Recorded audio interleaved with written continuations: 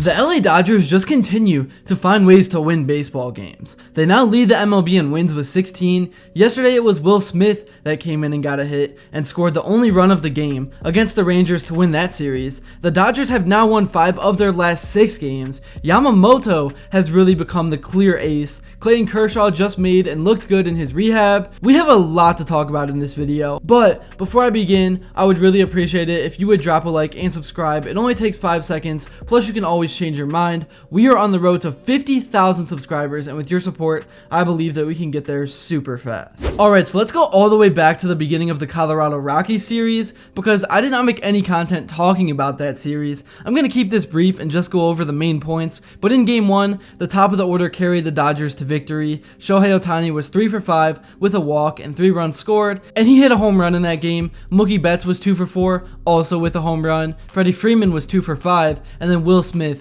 was 2 for 3 with 2 RBIs. Dustin May pitched in that game, and he had a really solid outing, going 6 innings, giving up just 1 run and 3 hits, and then Yates and Scott closed things out. In Game 2, the Dodgers won in blowout fashion. Both Freeman and Smith had 2 hits, and then Tommy Edman was the key to that win, going 4 for 5 with 2 doubles, and then Taylor and Pages both had a hit. Landon Knack pitched 4 1/3 innings, giving up 2 runs and 4 hits, and the bullpen took over and shut things down the rest of the way. Now moving on to Game 3 and the final game of the series with the Dodgers trying to get the sweep. This was really the only back and forth game we saw. Bobby Miller definitely struggled on the mound, giving up 6 earned runs and 8 hits in just 3 innings, but the Dodgers offense was able to pick him up. Shohei Ohtani went 2 for 5 with 2 RBIs and a home run. Freeman was 2 for 3 with a home run. Conforto had a hit, and then Max Muncy was 2 for 3, and Pages was 2 for 4 with 3 big RBIs, and then Barnes was actually doing the catching, and he was 1 for 2 with 2 RBIs,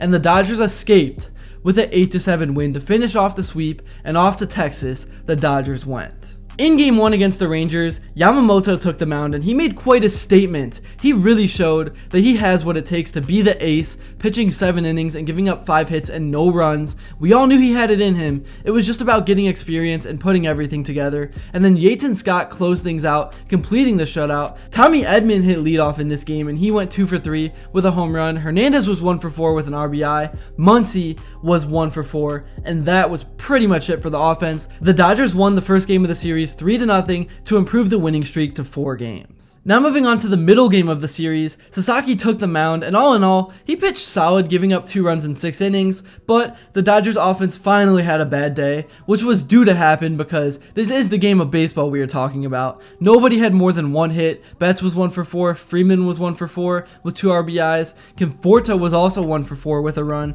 and then both Muncy and Rosario had a hit, and Kiki Hernandez pinch hit and got a knock as well, but ultimately the Rangers did get the win with 2 home runs and great pitching from Nathan Eovaldi. Now moving on to the most recent game, we got to see every old head's dream, a pitcher's duel. Tyler Glasnow was on the mound. He did only throw 52 pitches because of cramps, but he went scoreless in 4 innings, and then the rest of the bullpen finished the job. Everybody played a role in this win, and then as I mentioned, offensively, Will Smith came in and was the hero. The Dodgers improved to 16 wins, which now leads the league, and if I had to take a guess, I don't think they are going to lose that lead for the rest of the season, because this team is just getting started, and they are not fully healthy yet. Here's what Dave Roberts had to say in his press conference following the series win over the Rangers. I think with Kirby, it was actually,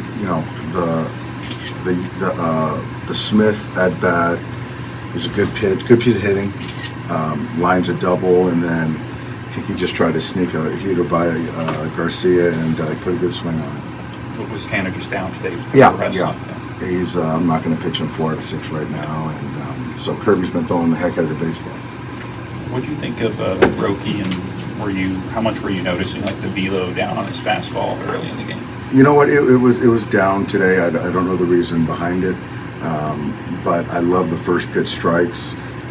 I love the way he used his entire mix with the split, the curveball, the slider, using the fastball when he needed to, and for him to get through 6 innings, first time he's done it.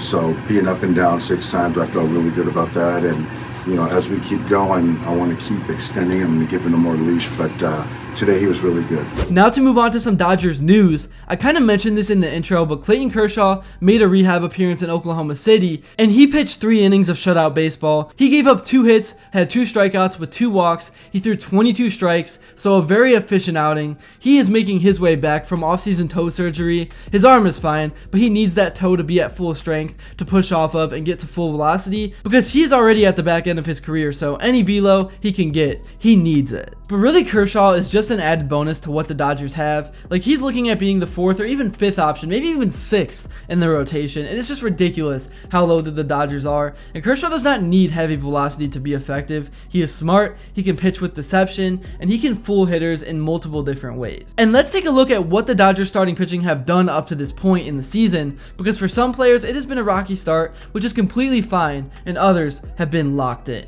So far, Yamamoto in 5 games has pitched 29 innings and has only given up 18 hits and 3 earned runs, and he also has kept his hitters off the bases, only walking 7 and striking out 38. Right now, he is an under 1 ERA at .93, and obviously, if he can keep this up, then he is going to be well on his way to winning Cy Young. Tyler Glasnow has pitched 17 innings. His ERA stands at 3.71. He has given up 10 hits with 10 walks and has struck out 23.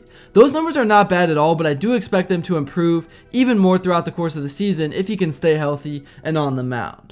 Blake Snell has only pitched 9 innings, but his ERA is 2, allowing 10 hits, and really he has just been finding ways to get out of innings because his strikeout number is low with 4, and Roki Sasaki has really settled in with a 3.2 ERA in 19 innings of work. He's allowed 13 hits and has struck out 19 batters, and then Dustin May has been electric in 17 innings of work with an ERA of 1.06. Really, there's just so much I could talk about with the Dodgers. They just have so many weapons and so many players that are performing now and are going to continue to improve throughout the season. The Dodgers have a big test coming up with a 2-game series against the first place Cubs of the NL Central at 14-10. I do expect the Dodgers to either sweep or split this series, but let me know what you guys think is going to happen in the comments below.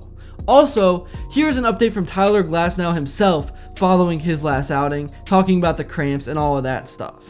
Tyler, you were obviously excellent tonight. Just can you explain kind of what happened there to start that 5th inning? Yeah, I just started in like the 3rd. I just had the same, like my entire low half just started cramping up, and it just got worse and worse. And then I was able to early on like stretch it, and then it just fully grabbed, and I couldn't get rid of it. So I was just changing the way I threw, and I just wasn't letting go. That's really all I have to say for this video. I'm going to try to be more consistent with my Dodgers videos. I know it's been a few weeks, but if you made it to this point and enjoyed, please be sure to drop a like and subscribe because your support truly does mean the world. And also, let me know what type of video you would like to see next. And until then, I will see you all later.